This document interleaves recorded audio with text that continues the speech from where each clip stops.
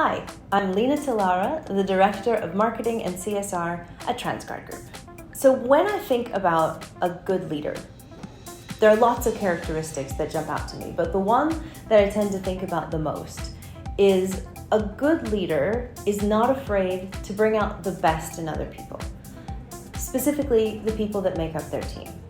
When you're a good leader, you want to have the best of the best around you, because that allows whatever your purpose is to move forward faster and more effectively. And a good leader isn't afraid to have people around them that know more than they do about specific subjects.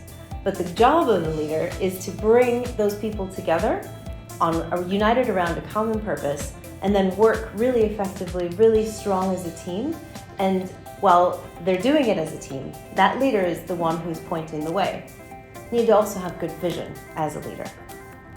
So today I'm going to be talking about communication and giving a couple of tips on how to become a better communicator. On one hand, it seems very simple. We all speak, we all have body language. There are various things that we do to communicate our positions in the world. But a really effective message has three things in common. First one is you have to know your audience. The second one is you have to know what's in it for them to do whatever it is that you want them to do in your messaging.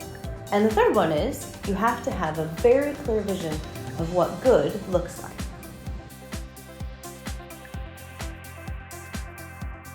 So for the first point, know your audience. For me, working here at Transguard, it's an everyday situation to have to understand what the language level is of the person I'm dealing with. For instance, we have 55,000 people in our accommodations from more than 80 countries. That means we have people coming in with different levels of English, different levels of literacy in their own language.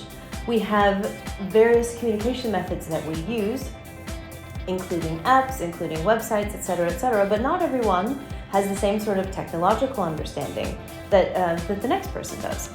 So in order to communicate something to them, I have to understand the restrictions under which they're working.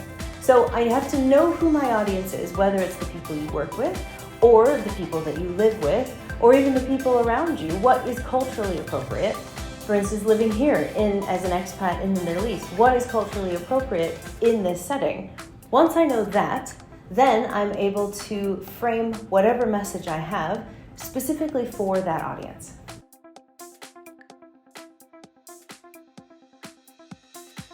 So, for the second point, what's in it for them?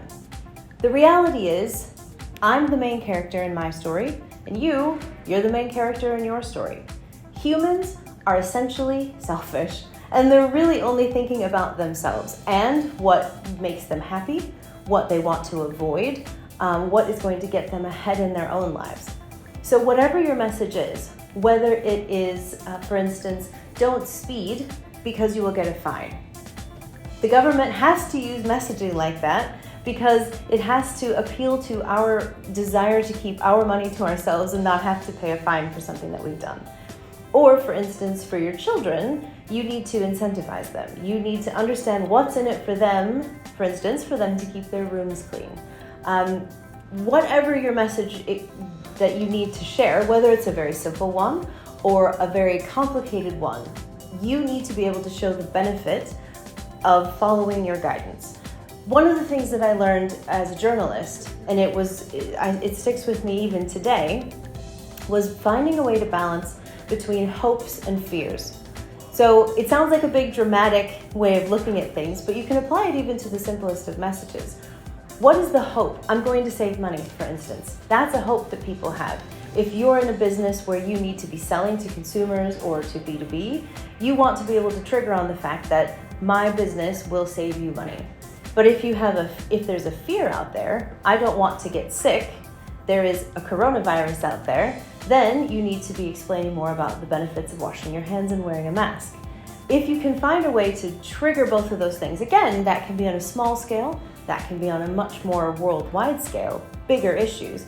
Balancing hopes and fears, once you know your audience, helps to make those messages a lot stronger.